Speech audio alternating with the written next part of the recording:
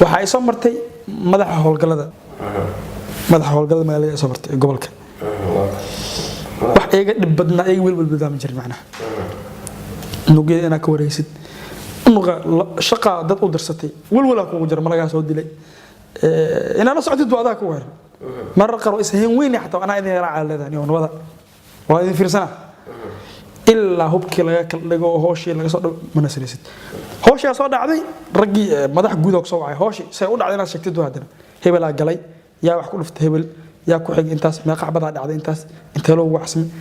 tafaasiil dheeraad in laga qoro kadib ninkaas wixii macquul galka ah in idaacadan dulis loo tooro 2 November sanadii 2016 ayaa iyagoo baxsad ah la qabtay kadib dil ay u geysteen nabadoon Hilowle Xeefo Xuseen laakiin xilligaas waxa uu heliyay oo horjoogo u ahaa ilkaase oo afgarashadiisu ahayd daahir fiidow iyo keero ayaa la mariyay ciqaabtii ay mudnaayeen ee toogasho 7 January 2019 Agosto 5 2019 ayaa la geeyay fagaaraha cadaaladda iskool Buliisiya kadib qaraxin mataanaha oo dadku waxyeeloobeen oo uu geystay isaga iyo Booro 22 December 2018 laakiin gaariga hore ee qarxay hayna baro canshuur ismiidaamiyihii iyo jihiyihiisa wallaahi maanta kadib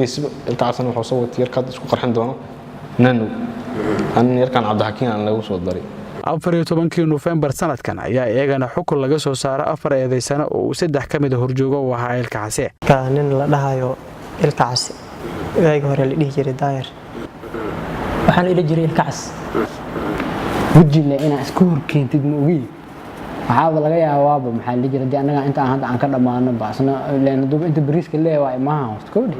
inuu imaamo hadana aan la aqoonsanin yani kama ilkaaso wax oo ilkaas inuu yahay muujin kara ma jiraan waxaas dhan sheekayga ma ahan bal Maxamed Xaaji macalinka dhagarta iskeen baro horta asalkii Xudayfa aan ku ah group fara badan oo aan la soo shaqeeyay markii la badbedelayna magacadan aska wada group walba lagu soo bedel magac cusub waay cadaaba la baxay ilkaasaan la baxay Haashim oo magaciisa afgarashadu yahay Carab Maxamed Xaaji ayuu la dilay adeerkiisa abihiisa ay shaqo wadaag ahaayeen marxuum Kisareey guuto booliis Ismaaciil Axmed Cusmaan Markeelo dilkaas oo ka dhacay degmada Waabari 28 Oktoobar 2016 wuxuu fadhiyay maqaayad ku taalo isgooska Waabari isgooska shaqaalaha wuxuu fadhiyay meesha laga soo doorahay hadin ciidana markaasna oo seminaarka maadal sheey Talyaani ma sarkaalo waxa marka xaafadu soo galay xaafadiyaan kala soo dawgalnay markii taasan waa Faadumo Cornel oo magaceeda afgarashadu yahay Cusabo kagama faa'iideysan fursadeeda u adeegida dalka iyo kumaareynta nolosheeda la shaqeynta ururka haweenka iyo dawladda hoose laakiin shaqo kale oo ah dhiig daadin ay ku darsatay culusoo adagta iyo jilcanta iska dhaaf aniga qarax ma ku dhiibanaan hubkan ii qaaday yahay ma ku dhahay degmadaas waxaan ka rabaa wixii ka dhacayo xilliga xalfada ay qabtiin xilliga madaxdeedii imaanayso xilliga ay degmada soo galayaan xilliga ay ka tagayaan sida badan madaxa idii timaado inaa ii soo sheegtid oo maxaan ku ilaa saas hoo shaqada ay ila wadadaan rabaan waxaas la ii soo sheeg bis aniga wax kale ay qaban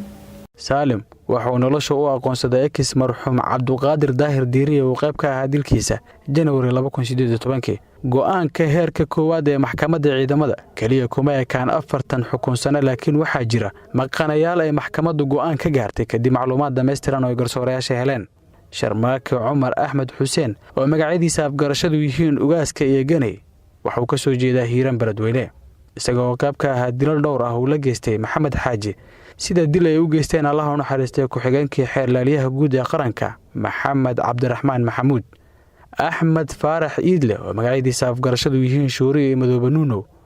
waxa uu ka soo jeedaa Galgaduud Ceelbuur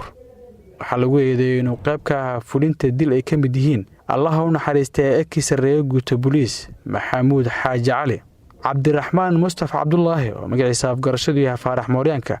deegaan ahaan waxa uu ka soo jeedaa Shabeellada Hoose Walaweyn waxa ay wada dileen isaga iyo horjoogihiisa marxuum X laba alif la booliis Maxamed Umar Sheekh Cusmaan oo ay ku dileen gudaha masjidka Bandhawo isaga oo dhageysanaya tafsiirka Quraanka 24 Febraayo 2017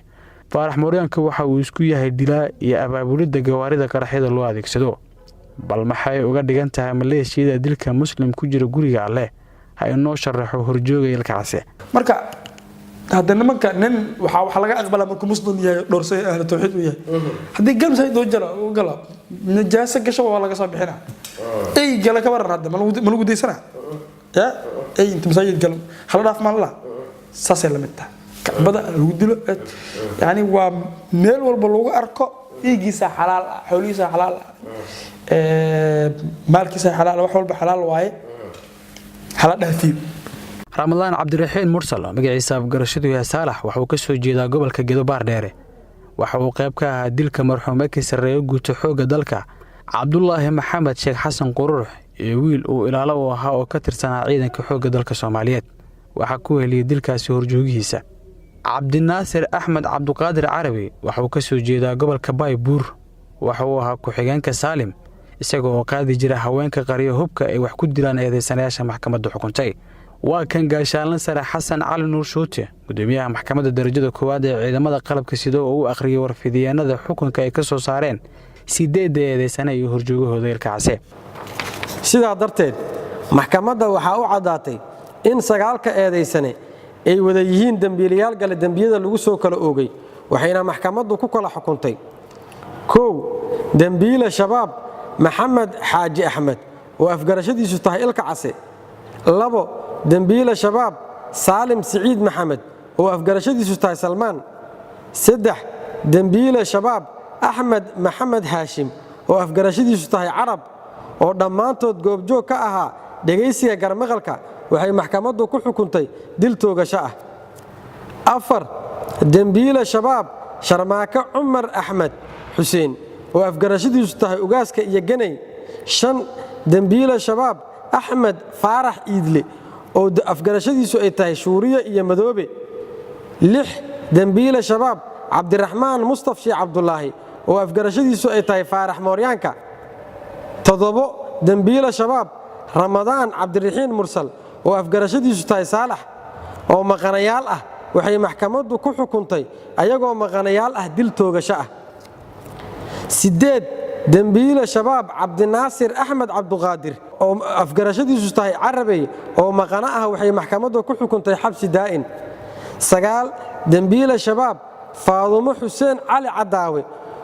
oo magaceedu afgarashadu yihiin faadumo korneel iyo cosabo oo goobjoog ah waxay maxkamaddu ku xukuntay 15 sano oo xabsi ciidan ah cidii aan ku qanacsanayn xukunka maxkamadda waxa u furan raacfaan wabillahi tawfiiq Cabduqaadir Ciise warbaahinta qaranka magaalada Muqdisho